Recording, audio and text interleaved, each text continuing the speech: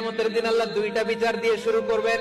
হাক্কুল্লাহ, আল্লাহর হকের প্রথম বিচার হলো নামাজ, আর হাক্কুল ইবাদ, বান্দার হকের প্রথম বিচার হলো রক্তের বিচার। রক্তের বিচার, যতগুলো রক্তের বিচার দুনিয়াতে হয় না, আল্লাহ সেদিন করবেন। এই পৃথিবীতে গুম আছে না নাই?